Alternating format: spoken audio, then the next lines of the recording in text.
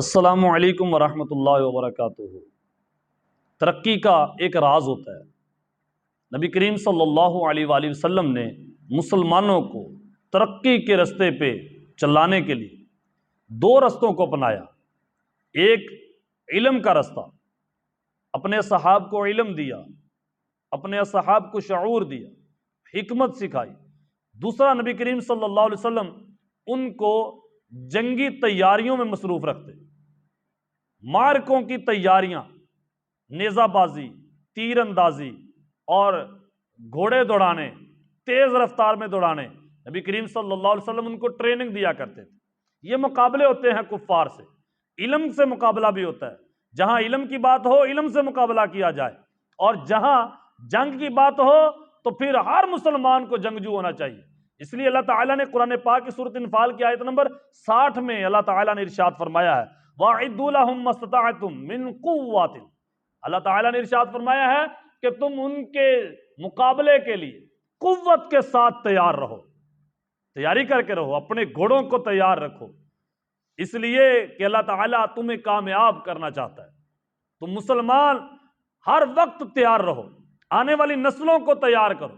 ہر college میں، ہر university میں، مسلمانوں کی ہر تعلیمی درسگاہ میں، یہاں تک کہ کوئی مذہبی درسگاہ ہو جہاں ناظرہ قرآن پڑھایا جائے، جہاں ناظرہ قرآن مجید کا ناظرہ پڑھایا جائے یا حفظ کروایا جائے، وہاں درس نظامی کروائی جائے، وہ علم کے کوئی بھی شعبہ ہو، ہر جگہ پہ صبح اسمبلی میں اور ویسے بھی کچھ دن رکھے جائیں جہاں مسلمانوں کے بچوں کو جہاد کی ٹریننگ دی جائے، ایک مجاہد بنایا جائے۔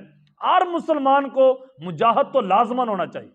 ہماری جو بیٹیاں ہیں ان کے لیے بھی ان کے کالجز، ان کی یونیورسٹیاں اور ہمارے جو مدرسے ہیں ان میں جو بڑے بڑے گراؤنڈ ہوتے ہیں، پارکیں ہوتی ہیں، ان میں ہماری بچیوں کو بھی ٹریننگ دی جائے۔ حضرت ام عمارہ رضی اللہ تعالی عنہ وہ کیسے دلیر تھی، وہ ڈھال بن جایا کرتی تھی نبی کریم صلی اللہ علیہ وسلم کے آگے اور کفار کے مقابلے میں۔ وہ ان کے وار اپنے کاندھے پہ لیا کرتی تھی۔ غزوہ احد میں کتنی دلیری کے ساتھ وہ لڑی تھی۔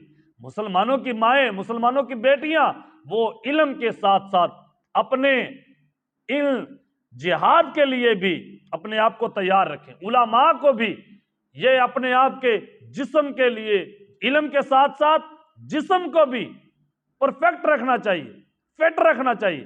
اللہ تعالیٰ نے جب بادشاہ بنانا تھا، بنی اسرائیل نے جب کہا کہ ہم پر بادشاہ بنایا جائے، جب وہ حضرت شمویل علیہ السلام کے پاس آئے، بنی اسرائیل والے جن کو جالوت کی قوم لوٹ کر لے گئی تھی، تو جب وہ آئے کہ ہمیں بادشاہ بنایا جائے، تو کہا شمویل علیہ السلام نے کہ میں اپنے رب سے پوچھوں گا میرا رب کس کو چنتا ہے۔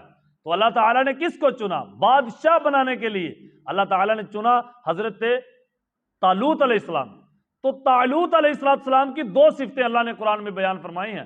دوسرے سپارے کے اینڈ میں علم والجسم، اللہ فرماتا ہے ان کے پاس جسم تھا قوی، یعنی مضبوط جسم، خوبصورت جسم تھا، اور ان کے پاس بہترین علم تھا۔ اگر علم آپ کے پاس ہے تو آپ کے پاس صحت بھی بہترین ہونی چاہیے۔ جنگجو ہونا چاہیے ہر شخص کو، تاکہ کفار وہ لڑے تو ڈرتے رہیں مسلمانوں سے۔ ان کو پتا ہو کہ ہمارے تو 10,000 فوجی ہیں، 20,000 فوجی ہیں، 1 لاکھ 1.5 لاکھ فوجی ہے، مسلمانوں کے بچوں سے لے کے بوڑھے تک ہر شخص ہی فوجی ہے۔ ہر شخص کو مار کا آرا کا ایک کارکن ہونا چاہیے۔ ہم سب کو نبی کریم صلی اللہ علیہ وسلم کے نقش قدم پہ چلنا چاہیے۔